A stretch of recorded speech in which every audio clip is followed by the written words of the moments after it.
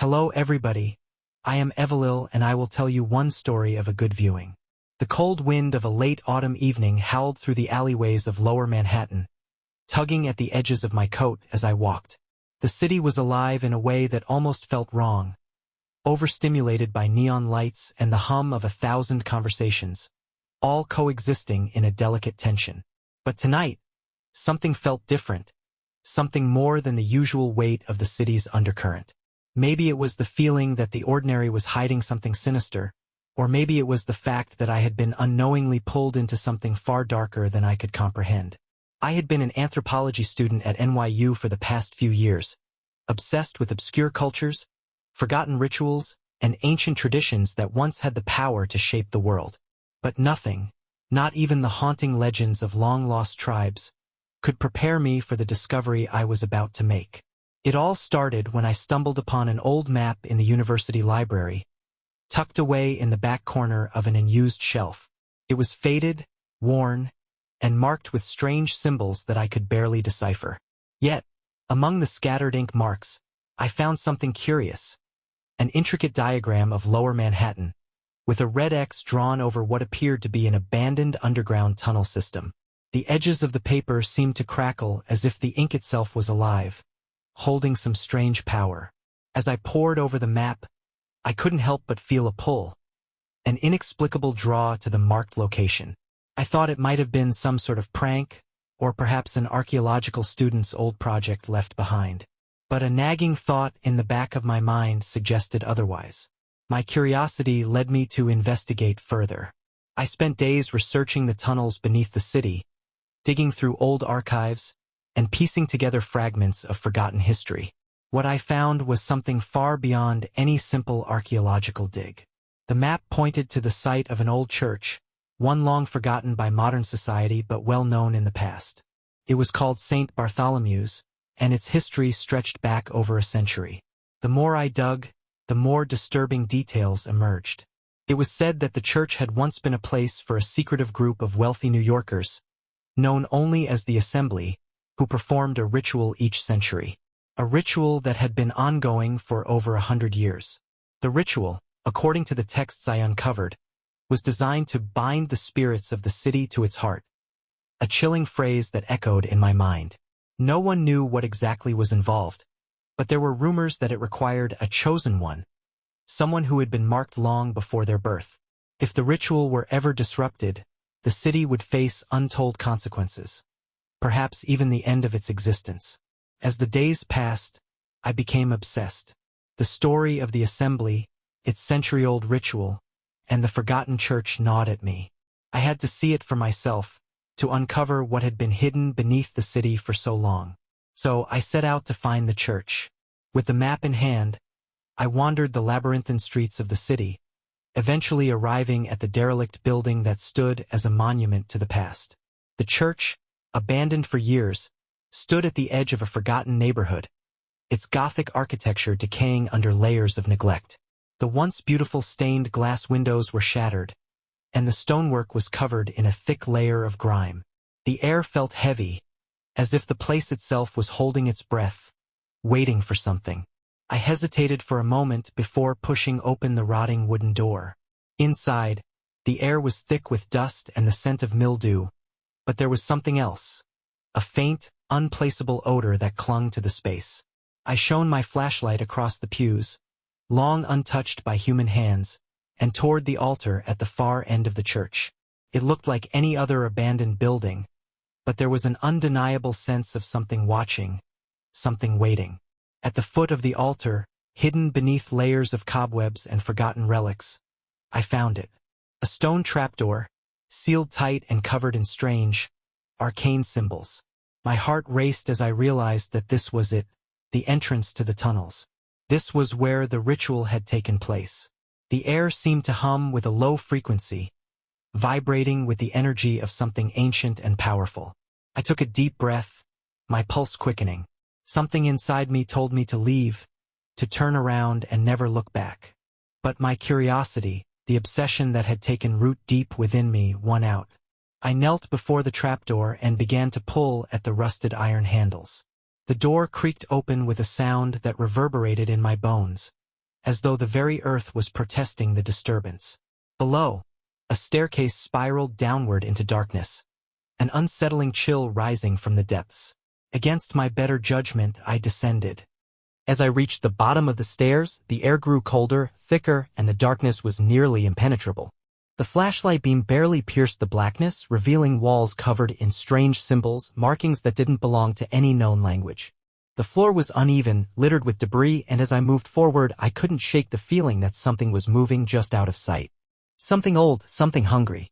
I continued through the tunnel, feeling the walls close in around me, the sound of my footsteps echoing through the corridor. The further I went, the more oppressive the air became. It was as though the very passageway was alive, breathing, pulsating with a rhythm of its own. I reached a larger chamber, its size only hinted at by the faint glow of my flashlight. The walls were adorned with intricate carvings, depictions of twisted, half-human figures, their faces contorted in eternal agony. Then I saw it. In the center of the room, illuminated by a single, flickering torch, stood an altar. But it wasn't just any altar, it was a dark, ancient structure, its surface stained with what could only be blood. My stomach turned as I saw the markings on the stone, the same symbols from the trapdoor. The air around the altar seemed to crackle with dark energy, and for a moment I felt an overwhelming urge to run, to leave the chamber and never return. But then something changed. The atmosphere thickened, pressing down on me as if the room itself was alive, watching. I felt a presence. Something was in the room with me. It was then I heard the whispers. At first, it was faint, almost like a breeze stirring through the dust. But soon, the whispers grew louder, clearer, and I realized they weren't coming from the walls or the shadows, they were coming from the altar itself. I stepped forward cautiously, feeling an icy chill spread through me as the whispers turned into words. "Welcome, chosen one." My blood ran cold. The ritual. It was happening, and I had unknowingly completed it. The ground beneath me trembled as the room seemed to collapse inward. The altar's surface began to crack, splitting open as something ancient and malevolent stirred from within. And then the darkness swallowed me whole. The world around me spun as I fell into the abyss. The darkness seemed to stretch on forever, a void with no end or beginning. I could hear the whispers again, closer now, their words distorted as if coming from the very depths of the earth. They were ancient, malevolent, and full of promises too dark to understand. My body hit something solid. I gasped for air, my lungs burning from the sensation of being held underwater, suffocating. I could feel the weight of the stone beneath me, cold and rough against my skin. Slowly, I forced my eyes open, but the darkness was suffocating. The only source of light now was a faint, pulsing glow that came from the altar above, where the stone had cracked open, revealing something that should not have existed. It wasn't just a stone altar anymore. A vast, twisted form was rising from it, emerging from the depths of the earth like something that had been trapped for eons. The figure was indistinct at first, a mass of shifting shadows and writhing tendrils, but the more I stared, the clearer it became. It was a being, no, something that existed between spaces, in the cracks of reality where the laws of nature broke down. Its form shifted like smoke, but I could sense eyes watching me, hundreds of them from all directions. The whispers intensified. "You should not have come." The voice was a hissing growl, slithering into my mind, wrapping around my thoughts like tendrils. It was a voice that had no body, yet filled every inch of the chamber with its presence. "The ritual was not meant for you, little one. You have broken the seal."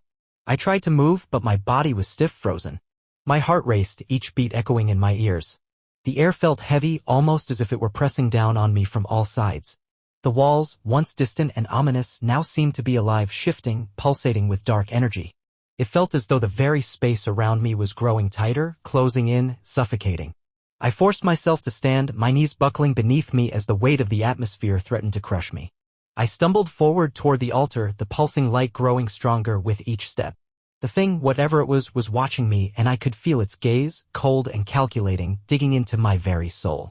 "You were not meant to find us," it whispered again, its voice now seeping into the air around me, carrying with it a deep, unsettling resonance. "You were never meant to complete the ritual." The walls groaned. The very foundation of the tunnels beneath the city seemed to groan in unison with the creature, as if both were intertwined, sharing a single, terrible existence. A crack of light split the darkness, illuminating the altar fully, and I saw it, what had been sealed away for so long. The entity was no longer a mere shadow. It had fully manifested, its form now solid, though it seemed to shimmer and shift with unnatural fluidity. Its body was a mass of twisted limbs and dark tendrils, its face a terrifying amalgamation of human and monstrous features, eyes that glowed with an otherworldly fire. It was as though it was both ancient and timeless, beyond the grasp of time itself. I couldn't tear my eyes away from it. Something deep within me told me I should run, that I should get as far away as possible. But my feet remained glued to the floor, my body frozen in terror. The ritual is complete, the creature intoned, its voice vibrating the air around me. The city's heart is now ours. I felt a sudden, sharp pain in my chest.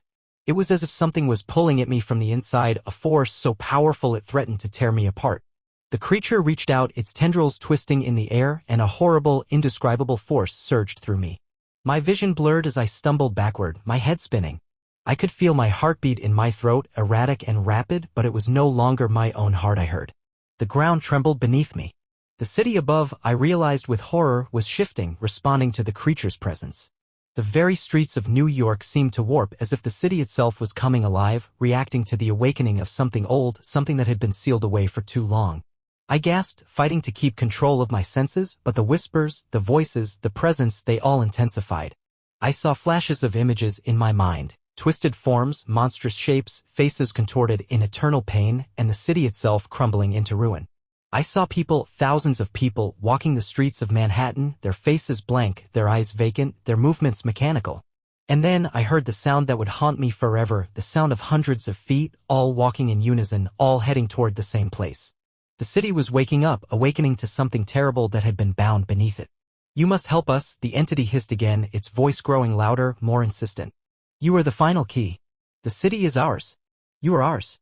I felt my body begin to tremble, my knees giving way as the room around me seemed to collapse inward. The altar was now nothing more than a blackened pit, its surface cracked and broken, the creature's form fully rising from the depths of the earth. Its voice filled my mind, louder now, like 1,000 voices speaking at once. "The ritual has begun." Suddenly, everything went silent. For a moment, the world around me seemed to freeze. The creature's presence loomed over me, but its whispers faded to nothingness. It was as if the very air held its breath, waiting for something to happen, some final moment to tip the balance. And then I heard it. A distant, sharp scream, echoing through the tunnels. At first, I thought it was my mind playing tricks on me, but the sound grew louder. It wasn't one scream, it was a chorus, rising from deep beneath the city, the cries of thousands, stretching out from every corner of Manhattan. People were screaming. The city was screaming. And it was all because of me. I turned, stumbling toward the exit, my body moving on instinct as my mind reeled. I had no idea how to stop it. I had no idea how to undo the ritual I had unknowingly completed. The creature's voice was in my head, its promises and threats swirling, but I couldn't focus on it. The city was falling apart and I was the catalyst. As I ascended the staircase and stepped into the cold, decaying church, I realized the truth. There was no escape. The city had already begun to change. Its heart had awoken and it was hungry. Thank you very much and see you all in the next video. Love you guys.